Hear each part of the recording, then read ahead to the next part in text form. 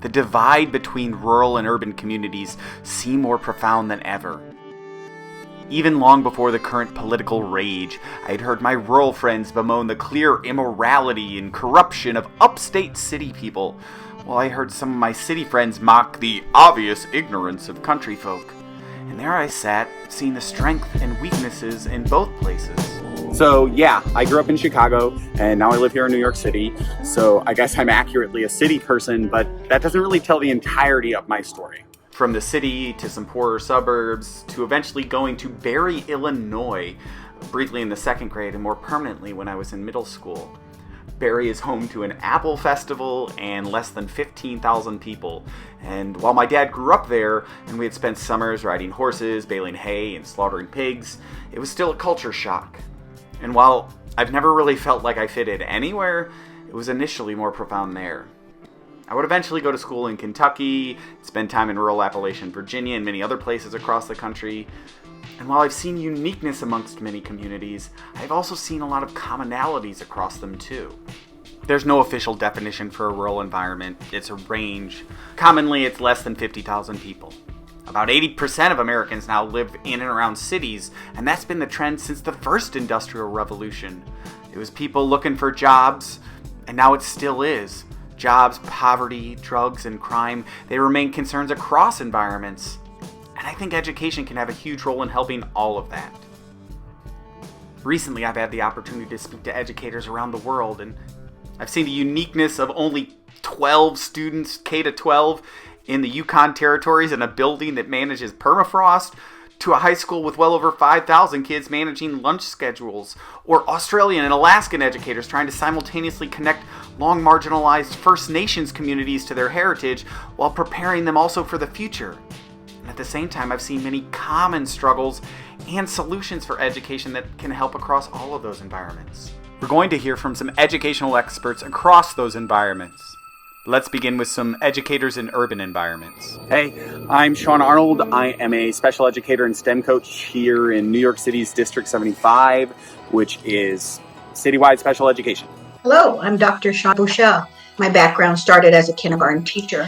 I ended up having a doctorate in instructional design and technology from Teachers College, Columbia University, and went on to be a professor in teacher education. Hi everybody, very happy to be here. My name is Clint Carlson. I'm the program manager of digital education and academic technology at the University of Colorado. Hello, I'm Allison Thompson. I am the director of technology at St. Gerard Catholic School, located in Lansing, Michigan. Lansing is kind of a medium-sized city, and we are the capital, and we've got a large university. We have a large working class population, and it's a pretty varied demographic, including a lot of refugees from Somalia. I currently work at a private school. I have worked for the Lansing School District, which is the public school district, and I also have experience working in a rural area in a small town. My favorite thing about the environment that I'm in is the dedication to education. Being part of a college university, having spent many years in lower education, everyone is truly here because they believe in education. I really had a love for figuring out how to make students successful. Being able to see the students, there's just such energy when you actually get to interact with the kids. I love it here in New York City. There's so many things available. It feels like it's the hub of so much. There's all the culture and history and just sheer resources that are available. And I love having all of those opportunities as an educator for my students and as a parent of 2 kids who go to public school. But it's not without its challenges too. Hi, I'm Alicia Duell. I'm the Director of Technology and Information Services for Wheeling School District 21, a public school district in the northwest suburbs of Chicago. Hi, my name is Mary Beth Townsend, and I am a teacher in a first-ring suburb of St. Paul, Minnesota. I teach at a high school. I teach social studies. I'm a digital peer coach, and I have a doctorate in education and education technology. We cover about 3.5 suburbs that feed into our district. We also have a large Spanish-speaking population, as well as Russian and Polish and some South Asian as well. So my favorite thing about this environment is the flexibility. When I'm working from home, I have just more ability to do things without distraction. I can be more focused. It's possible to work from home in education, and I think that was something that was never really realized before. Hi there, my name is Cami Cannikins, and my position is an instructional coach in Alberta, Canada. And we are a very rural district. We have lots of small towns and very, very small towns. My name is Dr. Jan Van Gelder.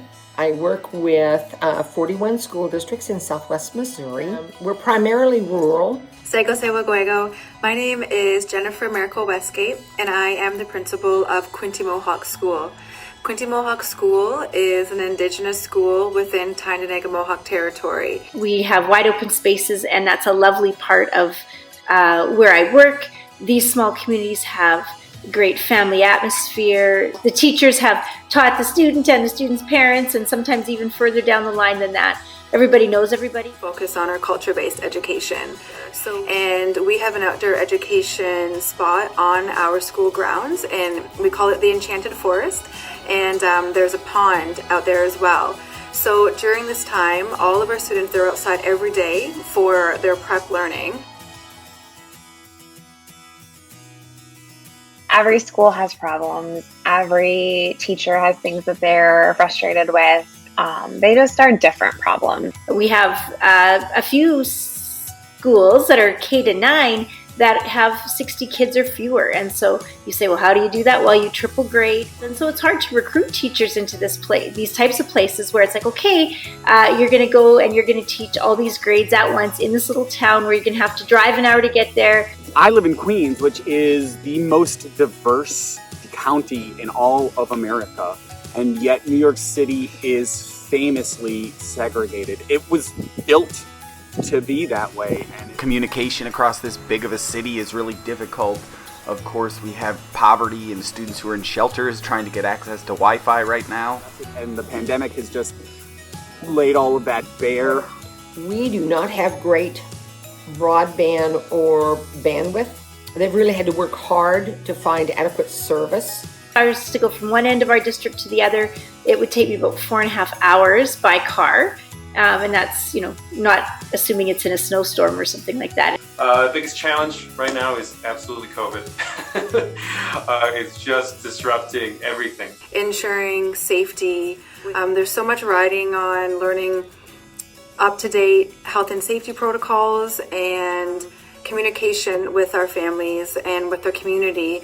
This isn't the kind of school that I'm used to, that the students are used to, or frankly, that any of us want. One of the ongoing challenges is just how unpredictable this year has been. We don't know how many more people will join. From synchronous to asynchronous learning to what technologies do we use. Just the workload and trying to keep kids engaged and build community and make connections. This is exhausting. This is not really a sustainable model.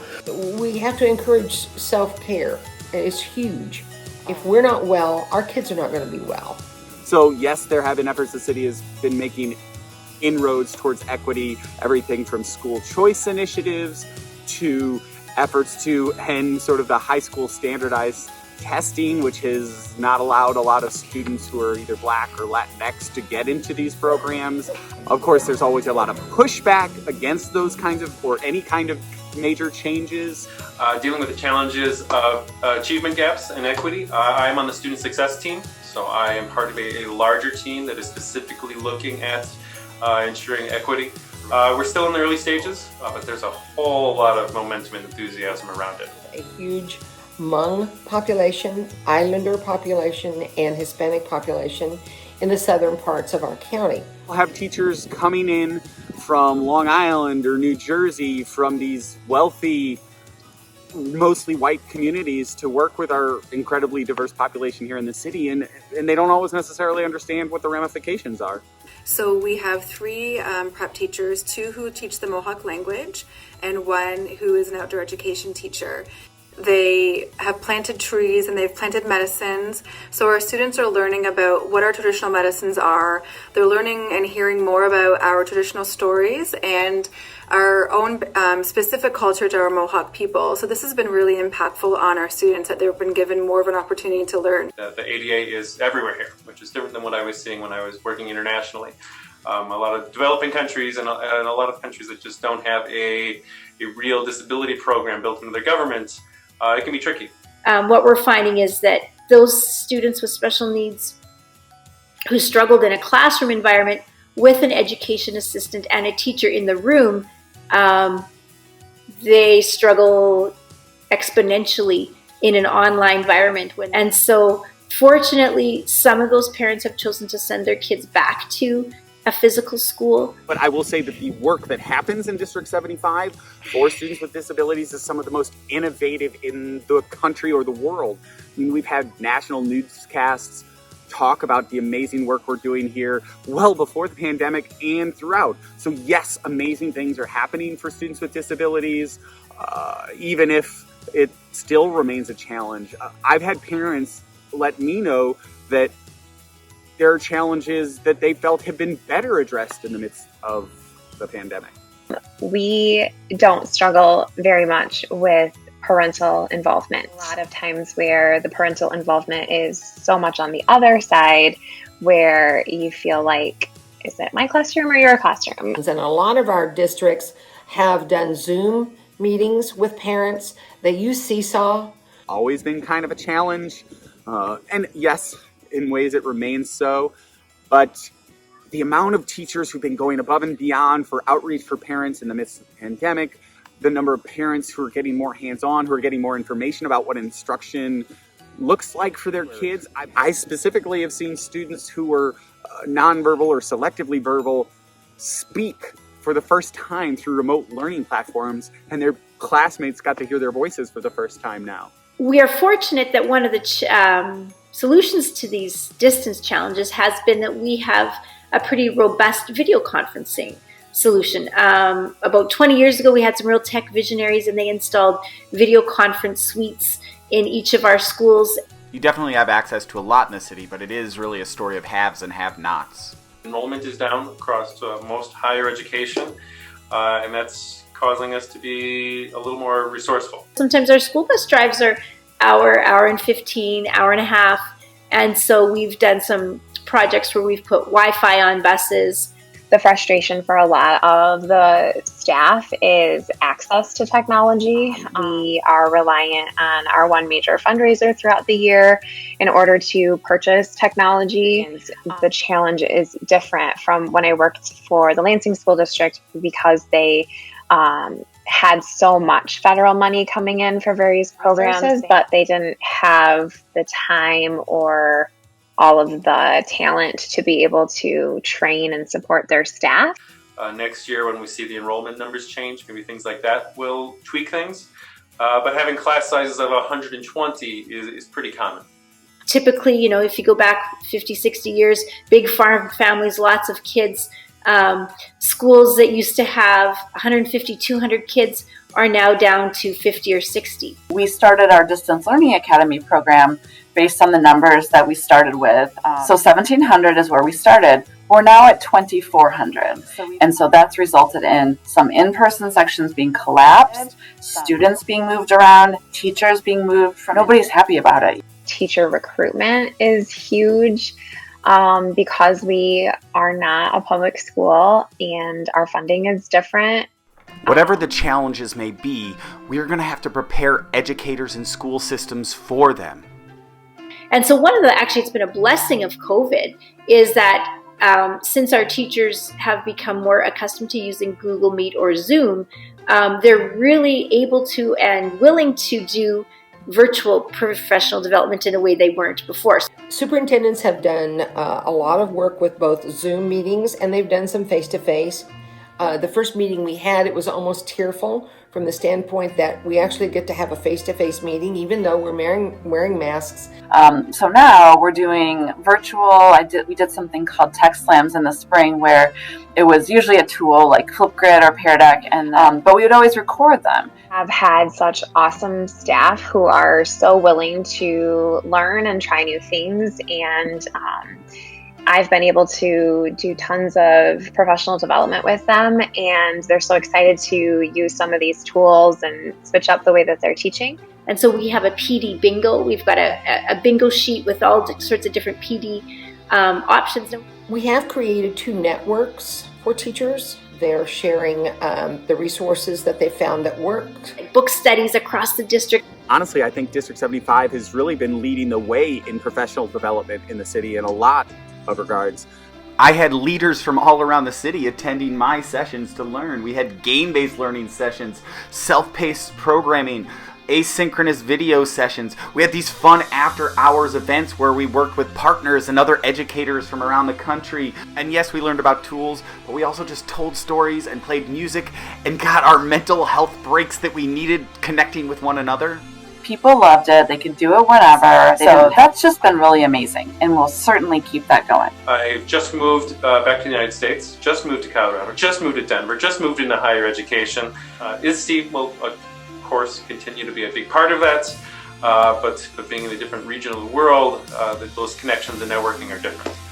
And it's COVID. So. I guess it comes down to, again, us working together and not feeling like we're in a silo.